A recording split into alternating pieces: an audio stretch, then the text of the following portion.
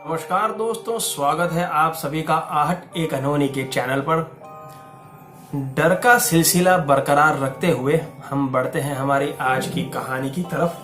कल आपने सुना था कि कैसे सुधीर ने अजय और गार्गी को अपनी 3 AM चैलेंज के लिए कन्विंस किया और किस तरीके से उसने उन तीनों का खून अपने दरवाजे के बाहर छांट दिया था और उसके बाद में क्या क्या घटनाएं हुई, ये जानने के लिए आप देखिए पिछला एपिसोड। अब कहानी को आगे बढ़ाते हैं। सुधीर और अजय गार्गी जब तीनों मिले थे, सुधीर काफी बीमार था। सुधीर के घर पर गार्गी और अजय मिलने के लिए आए थे। तब सुधीर ने उन लोगों से कहा कि वो आ गई है। जब सुधीर ने ये कहा, अजय और गार्गी काफी सोच में पड़ गए कि कौन आ गई है, ये किसकी बात कर रहा है। तब गार्गी ने उससे पूछा कि क्या भाई तेरा कोई गर्लफ्रेंड वगैरह का चक्कर तो नहीं है। तब सुधीर कुछ देर के लिए शांत हो गया, फिर उन लोगों के नजदीक आकर के बोला, तुम लोगों को याद है ना, हमने 3 बजे उसे बुलाया था। मैं तो मजाक कर रहा था, लेकिन वो तो सचमुच में आ गई। जब सुधीर ने 3 बजे का रेफरेंस दिया, तब अजय और गार्गी ये दोनों भी काफी डर गए।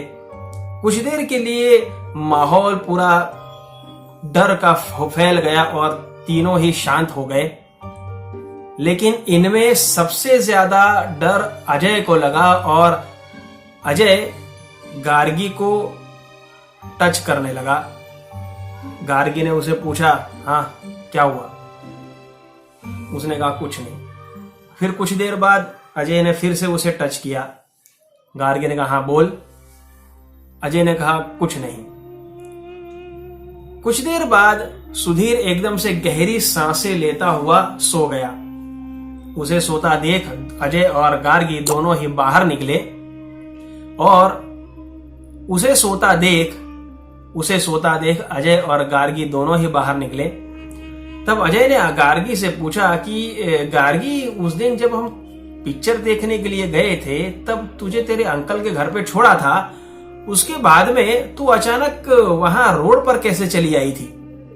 तब गार्गी ने उससे कहा कि पागल है क्या तू, रोड पर चली आई थी? मैं अपने अंकल के घर से 3 दिन के बाद आई हूं और मैं क्यों रोड पर आऊंगी? जब गार्गी ने इस तरीके से अजय से कहा, तब अजय ने उस दिन घटी पूरी घटना गार्गी से कह सुनाई। ये सुनने के बाद गार्गी बहुत ही ज्यादा डर गई, लेकिन उसने कुछ कहा नहीं।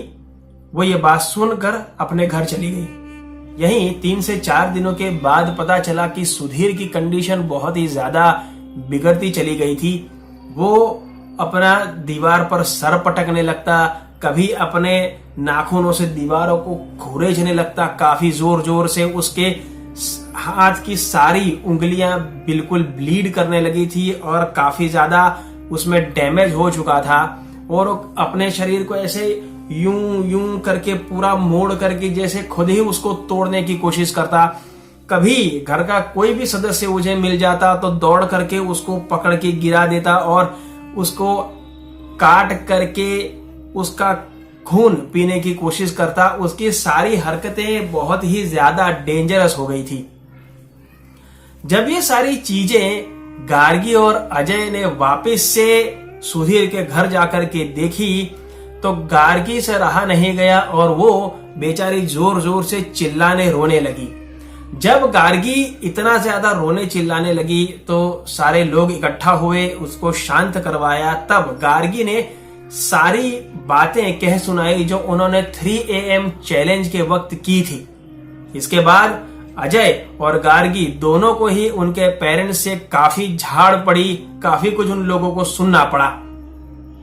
ये सारा इंसिडेंट जानने के बाद में सुधीर के घर के लोगों ने कई सारे पंडितों को बुलवाया, कई सारे औलियाओं को बुलवाया, लेकिन सब के सब ही फेल जा रहे थे। कोई भी सुधीर की कंडीशन को सुधार नहीं पा रहा था।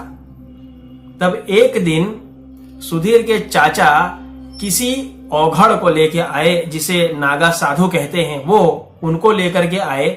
जब वो नागा साधु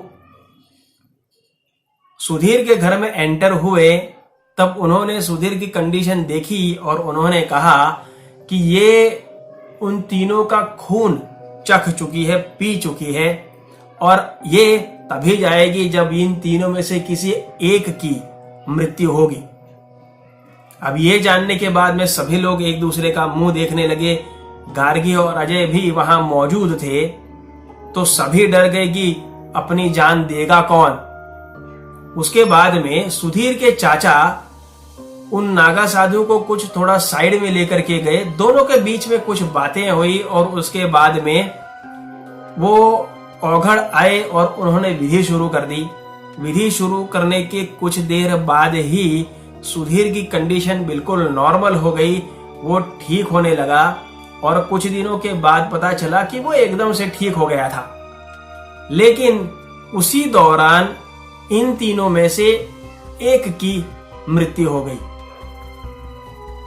ये कौन मरा, किसकी मृत्यु हुई, ये मैं भी नहीं जानता, क्योंकि मुझे भी ये बताया नहीं गया है। इसे एक रहस्य ही रखा गया है। लेकिन हाँ, इतना बता सकता हूं कि सुधीर अभी भी जिंदा है। तो जीवन में कभी भी ऐसी शक्तियों के साथ में खिलवाड़ नहीं करना चाहिए।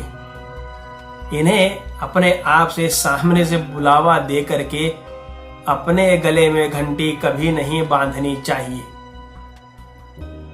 तो आपको आज की कहानी कैसी लगी मुझे कमेंट बॉक्स में जरूर बताइएगा। डर का ये सिलसिला आहट एक अनहोनी के चैनल पर चलता रहेगा। अगर आपके पास भी ऐसी कोई कहानी है तो मुझे जरूर से लिख भेजिए। हो सकता है अगली कहानी आप ही की हो। तब तक के लिए विदा चाहूंगा। नमस्कार।